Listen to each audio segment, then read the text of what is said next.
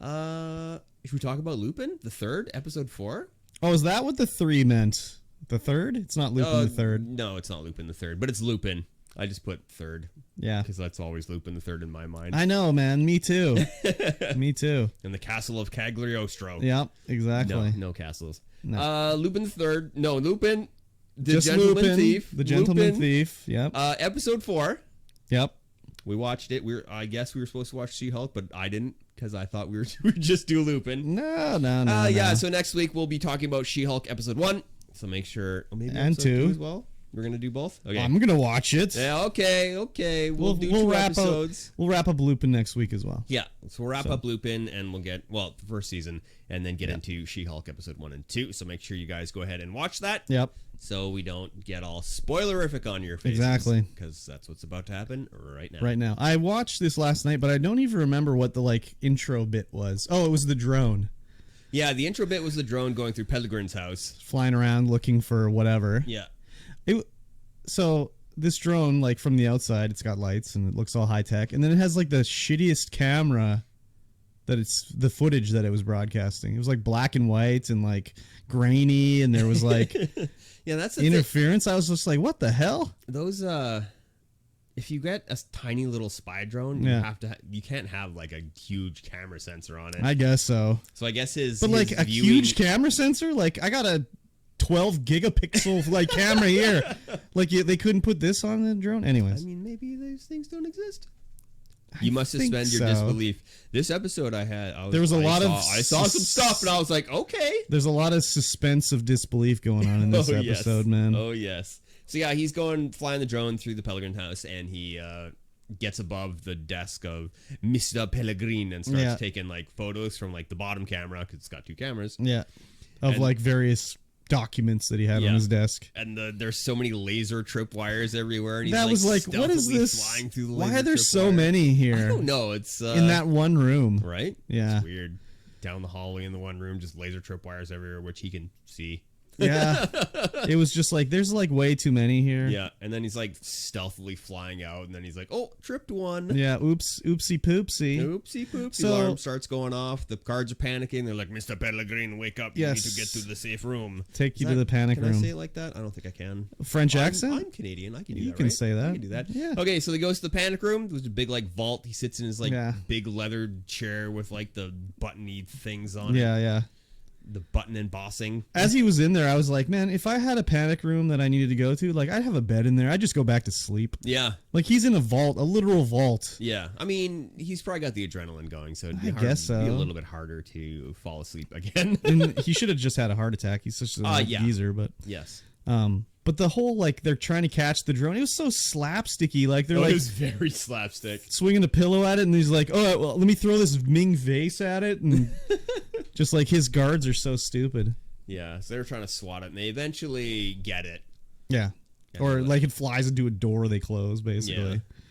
And then they give it to Mr. Pellegrin, he's going to be you think he'd have his techs or something, I don't know. They just give it to him. Stuff. It's there's a convenient message that says I'm going to get you or whatever on it. Yeah, it's well, why did he try to fly it away? Obviously you wanted him to get it. I mean, it's probably backup. I guess so. just in case they did, because I mean that stuff's not cheap.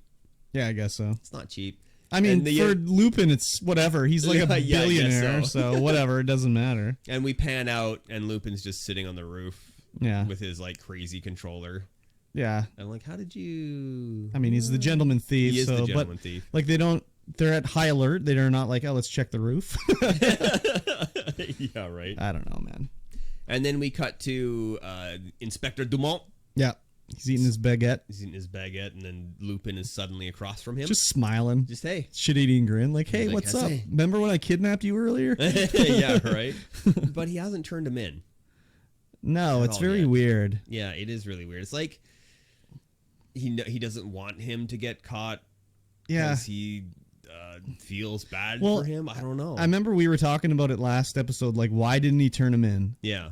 He has something on him. What's going on? Yeah. But then he's here, I got you your new Alexa. I'm who were you calling that other day? Remember? What were you going to talk about? And it's well, don't you know this? I thought he didn't turn you in because you had something on him.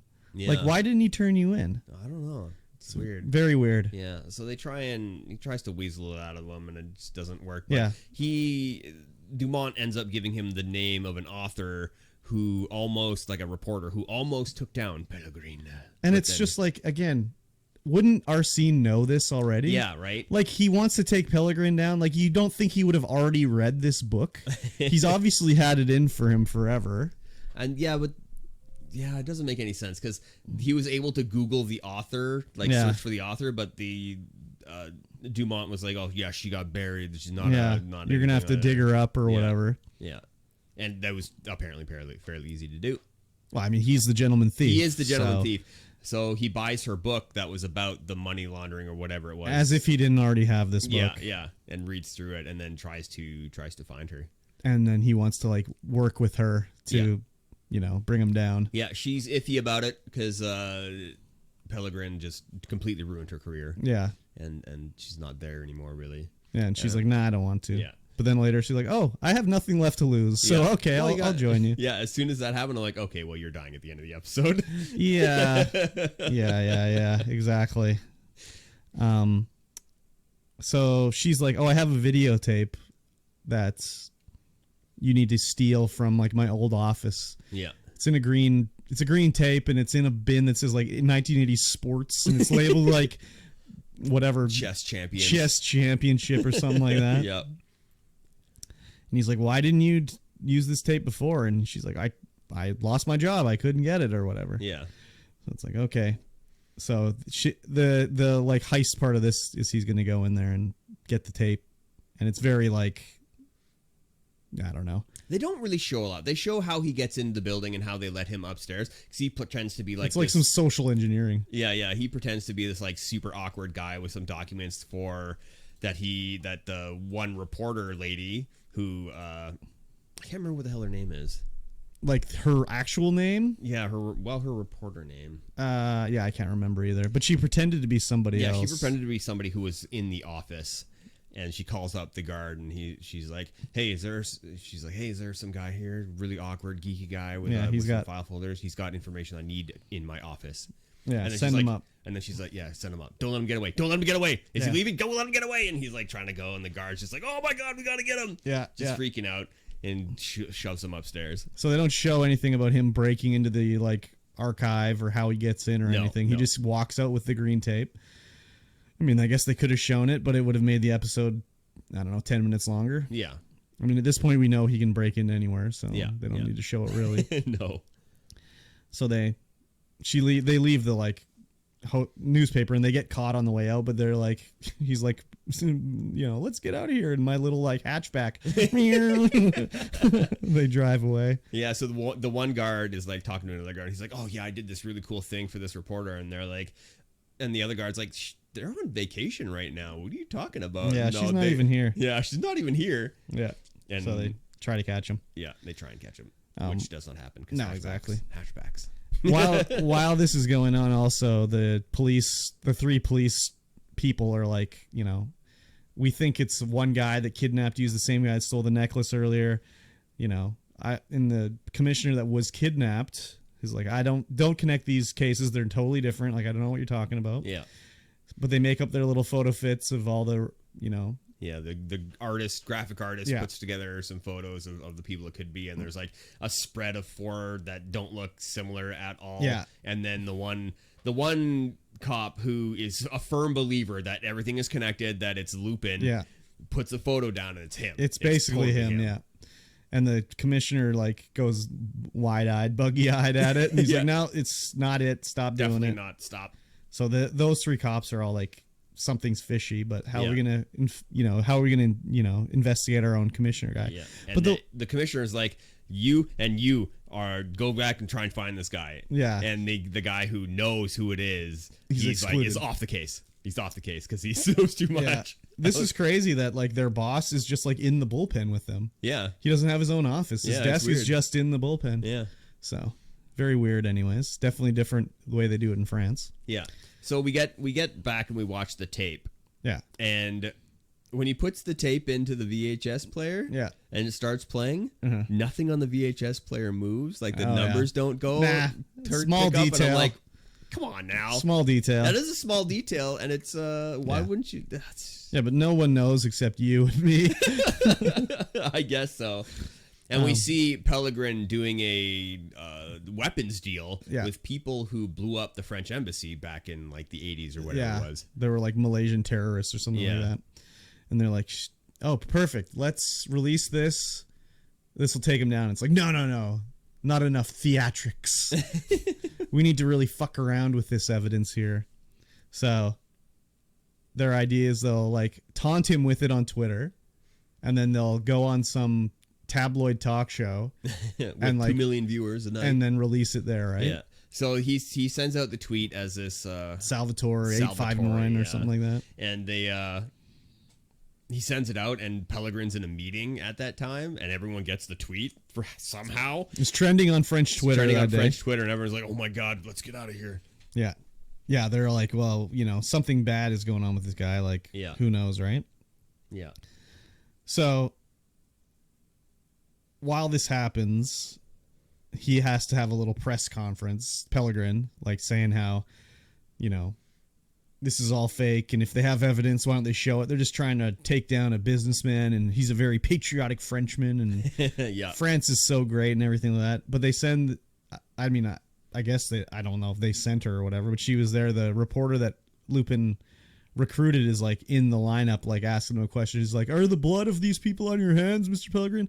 And he like recognizes her, and she thinks she's got a big own in on him by asking him this question, because she hasn't done any reporting in years since she got like blacklisted by Pellegrin, right? And then they show a guy following her, and she's like, "Oh, I'm a professional. I lost him. Don't worry." Yeah, it's like, okay, well, she's dead now. Yeah, she'll die shortly. Yeah, and then we go to a little scene where Lupin's getting his disguise on for the show, because he's decided that he's going to be the Salvatore. Yeah, and he'll go on the show because that keeps her out of harm's way. Yeah, and so he gets all disguised, and goes on the show, and it's revealed when they do the reveal of what he looks like. He almost looks like his father. Yeah, I mean, he's obviously much bigger than his father, because his father was like not as like beefy as him. Yeah, but he's got like the graying hair and the graying beard and like whatever. Yeah, and he's on the show, and they play the tape, but the tape has been heavily edited to make it look like Pellegrin's fine. Yeah, Pellegrin said like, "No, I'm not selling you anything. Get out of here," or whatever. Yeah, and then he goes over to the host, and he's like, "How much did he pay you?" Yeah, as if he didn't own the station or something like that. And then he gets his. They go to commercial, and he gets up and just walks out. Yeah, and they has to fight on his way out and beat up these guys. They think he's just an old geezer, so they're like, whatever. But he like whips the shit out of them. Yeah. So he gets out of there and goes back. Well, during this part, as he's heading back to her apartment, she's like alone and high on life right now, because she got to do the investigative journalism thing. But she's also like down in the dumps because she just watched the show, and she got like, they did the old bamboozle, and they don't have whatever. Yeah. So while she's doing that, knock on the door, and she just thinks it's Lupin coming over, but it's the guy that tailed her. Fabienne is her name. Oh, Fabienne, yes. And he's like, "You tell me where he lives," And she's like, "A good reporter never reveals her sources." So he kills her. Yeah. Makes it look like a suicide. Yeah. Hangs her from the roof. I don't know if Lupin thinks it was actually a suicide or if she was murdered. She knows. He knows she was murdered. Yeah. Yeah. I guess so. He takes the book away that she signed for him, saying like, "Oh, we're going to do it. We're going to take him down," and blah, blah, blah, whatever. And I think, we glossed over some parts, so we'll let's go back, because that was essentially the end of the episode. Yeah. But there's a part in the middle where Asen goes to his son's house and his estranged wife's house. Yeah. And she's like, "I'm going out to meet with the girls," and he's late, and he goes and he's just sitting down there playing video games. Oh yeah, I forgot about this. Playing video games with his son. Yeah. And they're both like playing on PS4. Yeah. And they're talking about how his wife's going out with like having dates with dudes and going out quite often, and he's like, and the son's like, oh yeah, he had a big car, like big expensive car, and he stayed the night the other night. Yeah, and he's like, what? He's like, no, that's fine, it's fine. Well, his son said like, I was kidding about the staying part. Yeah. So the game they're playing, they're playing co-op, mind you, and the game they're playing is Horizon. Yeah. Forbidden West. Yeah. And that game is not co-op. They were playing PvP. They were playing PvP in it as well. Yeah, they versus it because he's like, I got you headshot. And I was like, wait a minute. I know. I was like, I don't think there's co-op in that game. So, suspension of disbelief. They must have like I mean, what's a popular game at the time? Oh, this one, just throw it up. I'm sure it's more like, well, at least they weren't like going the controller like, you know, like when they show people playing video games in a show, usually they're just going like a crazy man with the controller. They did that a little bit. I mean, not that much. But yeah, they showed the screen and I was like, they couldn't even just like put Call of Duty or something. Yeah, they should have put Call of Duty up there. They would have been much better. I would imagine that game just came out somewhere around that time and was very popular. So they were like, what game are we going to use? I mean, who knows? Maybe like the Sony was like, put our game in your episode. Yeah, Sony France or something like that. Pay them a little money. And we also didn't talk about the dog in this episode.